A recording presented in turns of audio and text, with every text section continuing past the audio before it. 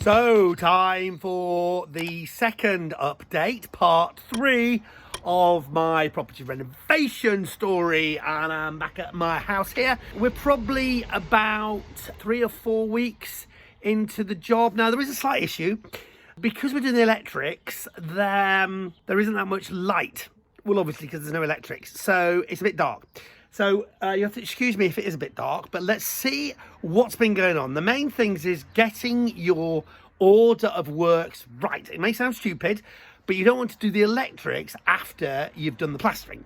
And you don't want to put the plumbing in after you've done the plastering, because that requires a lot of mess. And the plastering wants to be one of the final things you do. You've got to do the plastering before you fit the kitchen, obviously, and the bathroom. So there is definitely a process you have to go through, and getting people lined up to do it at the right time is one of the biggest issues. That's why you have site foremen, that's why you have project managers, to try and make sure that the people do their jobs at the right time. You get the electrician in at the right time, so they're not in the way of the other people doing stuff, but they do what they need to do. Likewise, the plumber, likewise, everything else. So let's see what's going on.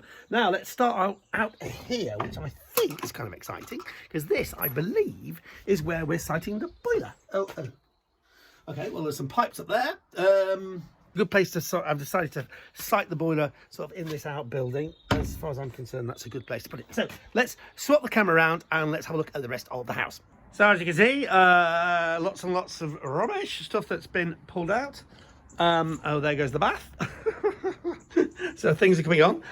New radiator down there. Okay, that's good news that there's at least pipes in the right place there.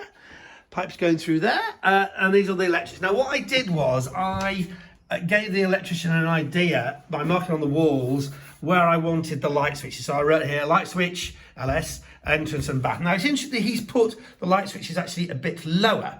But that is actually because current wiring regulations are that you try and make everything as accessible as possible. So sockets are higher up than they used to be, and light switches are lower down. So that's great for people who are maybe in a wheelchair or anything like that. So it's a good thing to do. If you are rewiring a place, you might as well do it up to current standards. So if you look over here, the socket is higher up than you might imagine if it was low down there.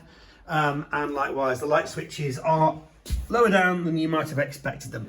All the cables and everything for the meter is all there. Look in here, that's the bathroom, which as you can see is now completely ripped out apart from the loo. But look at the height of the ceilings, happy days. We're also having, I can't remember the name of the downlighters, that's it.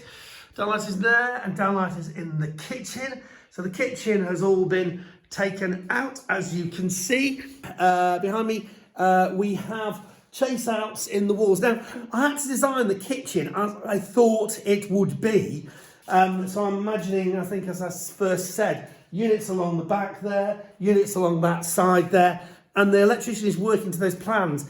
Now is not a good time to change my mind about what I'm going to do, because the electrics are now where they will probably end up. So I think, if I back of an envelope got this wrong, then that's not particularly brilliant. But hopefully it'll be all right. So what have we got? You can see the chasings in the walls. The standard way you do wiring, in case you don't know, you either go vertically down or horizontally across. You will not go in a diagonal like that, because that's bad. That way you can at least predict where the cables are going to be if you ever do that kind of stuff. It's very dark in there, you can't see. We've got pipes going through here and there. More sockets for the work surfaces, which are going to go there. Under cabinet lights is what I want. Light switches there, very low down. But that is the way you do it then, at the moment, now, etc. In here, you get a clearer idea of the way things go. So we've got chasings up the walls, all the cables and everything. They will obviously be covered with a bit of plastic stuff by the time I finish. Now, interesting this, I quite like this idea. This is something that the electrician showed me. See these little plastic things behind here? Normally you would do what's called a first fix, where you would just have the socket at the back, or rather that bit, the metal bit, and then you would have the wires just sort of dangling out the front. Well, the electrician has actually got these things which enable you to plaster around it, and then he just comes along and just puts that back in place. Quite a clever idea and a way to, I guess, minimise the amount of work required, which is all good news. As you can see, we've gone for downlighters in here. And looking at that, how many have I got in the kitchen? I've got 6 in the kitchen. I've got 9 in the lounge. Oh my golly. I think that's too many. Oops. Do I really need 9 downlighters? I don't think so. So we had to dig out the floor a bit to create a way for the pipe work to go through, to get through to this point here. The door, well, we've arranged for a replacement door that's been measured. As you can see, we've started doing some of the overboarding, more light switches and all that kind of stuff. So that's downstairs. It's going quite well, I think. You have to see through the mess. But let's take a look upstairs.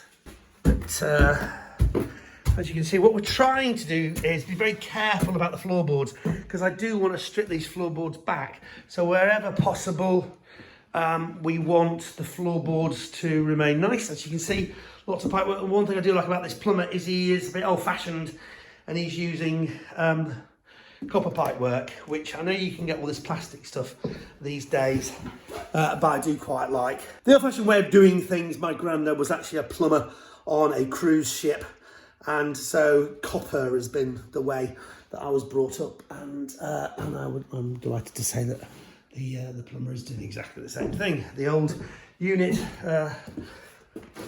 there has been taken away. We've plasterboarded this wall into the back bedroom. Let's go there instead. Plumber, get these pipes in there. As you can see, again, really trying to disturb the floorboards as little as possible, because I do want to try and strip those back into here. The front, look, the toilet is in an odd place, but we have at least overboarded that wall there, which is good news. And you can see sockets down there. Moving around things in the little room there, thinking about things like an extractor. Really hard sometimes to think about everything that you're going to need, like thinking about the extractor fan, thinking about where you're going to plan your sockets. I mean, a good electrician will guide you, and a good plumber likewise, as to what you're going to need in terms of, you know, how many sockets per room, and that kind of thing.